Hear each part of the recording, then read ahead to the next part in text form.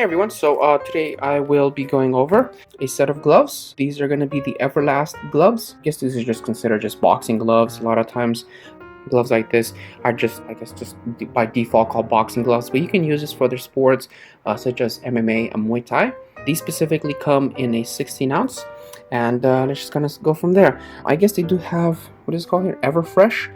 I don't think that's necessarily the brand itself, the sub-brand. I mean, Everlast is the brand if you just search for it, but that's not necessarily going to be, I think that's just like a little small thing that they put on there. These will stink up if you don't clean them. There has nothing inside of them that is necessarily going to keep them clean. Anyways, so these are going to be your very basic entry-level gloves whenever you want to get into some sort of combat sports. And there's nothing wrong with that. A lot of times people just want to take up some sort of combat sports or martial arts and need gloves. Maybe if they're doing it just for the cardio session, or maybe they're just looking to see if that's what they're interested in. So there's no reason a lot of times to be spending hundreds of dollars on gloves for a sport or a hobby that you feel you're not completely sure about. So a lot of times people are just going to get these. This is again what I did too. I started off with this. I figured, okay, well, let's just see where it goes.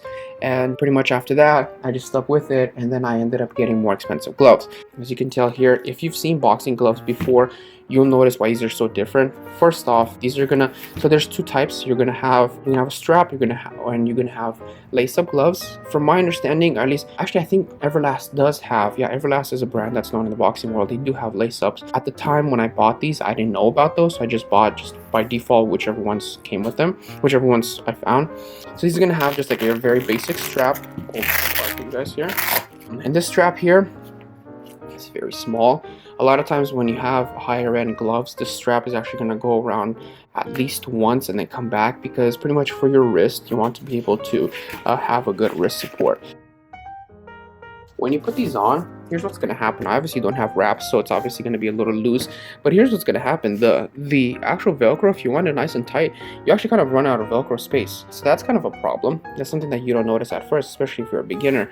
And if you see here, obviously you put in wraps and things like that, but you're going to have so much play in here, especially in your wrist, and that's usually not a good idea, especially if you're doing combat sports. So that's kind of like one downside to it. And this strap here is just such a basic strap. You can already tell that it already started to tear. I actually used these things for I think it was about under a year or so. It wasn't very long because I switched over I got a little more serious about combat sports, and so I got higher end gloves. But it's gonna be such a basic strap. This is pretty much sort of cloth, and it's already, you can tell it already kind of came undone, which is kind of terrible.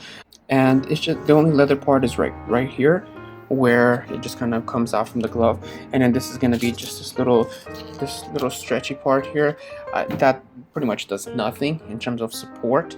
So you do have to wear wraps with them. Obviously, any good teacher is going to tell you to wear wraps. So if you choose not to wear hand wraps, that's up to you. Just make sure you understand the risks associated with it.